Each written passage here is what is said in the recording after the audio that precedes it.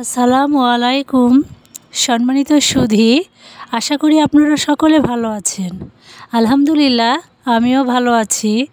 তো আজকে আপনাদেরকে একটা গল্প শোনাতে চাই। গল্পটার নাম হচ্ছে সুলতানের রোগ মুক্তি। তো চলুন শোনা যাক সুলতানের রোগ মুক্তি। খোরাসানের এক সুলতান কঠিন এক রোগে আক্রান্ত হলেন। ডাক্তারদের বোর্ড বসল। তারা সিদ্ধান্ত নিলেন একটি যুবক রাজার নামে বলি দেওয়া না হলে রাজা কোনোদিনও আরোগ্য লাভ করবেন না। তারা বলির উপযুক্ত একটি যুবকের আকার এবং চেহারা কেমন হবে তাও বলে দিলেন। আদেশ পাশ হয়ে গেল। রাজ্যের সর্বত্র নির্দিষ্ট আকৃতির যুবকের অনুসন্ধান চলতে লাগল। শেষ পর্যন্ত বর্ণনা মতো একজন যুবক পাওয়া গেল। সে এক কৃষকের পুত্র। সুলতান যুবকের পিতামাতাকে ডেকে পাঠালেন। তাদের অনেক অর্থ ও স্বর্ণ দিয়ে সম্মতি আদায় করলেন। তারপর ডাকলেন ম্যাজিস্ট্রেটকে। ম্যাজিস্ট্রেট তৎক্ষণাৎ আইনের প্যাঁচ দেখিয়ে রায় দিলেন।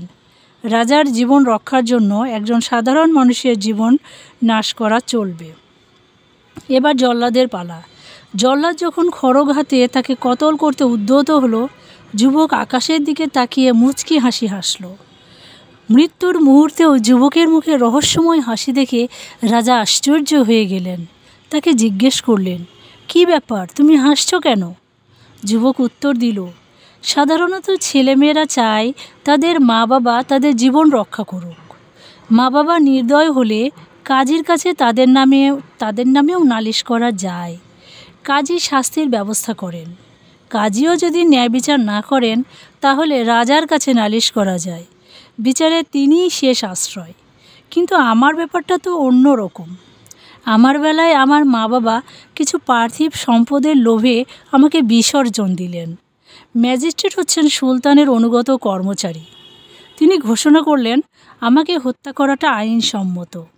আর সুলতান ভাবলেন আমার জীবনের বিনিময়ে তিনি নিজের জীবন ফিরে পাবেন।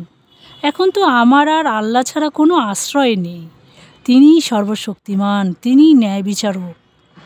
যুবকের কথায় সুলতানের মন বিচলিত হয়ে পড়ল। তিনি ভাবলেন এই নিষ্পাপ যুবকের জীবনের বিনিময়ে আমার বেঁচে থাকার চেয়ে মরে যাওয়া অনেক ভালো।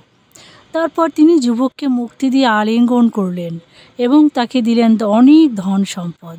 তখন থেকে সুলতান আরোগ্য লাভ করতে শুরু করেন এবং এক সপ্তাহের মধ্যেই রোগমুক্তি হয়ে পুরোপুরি সুস্থ হয়ে ওঠেন।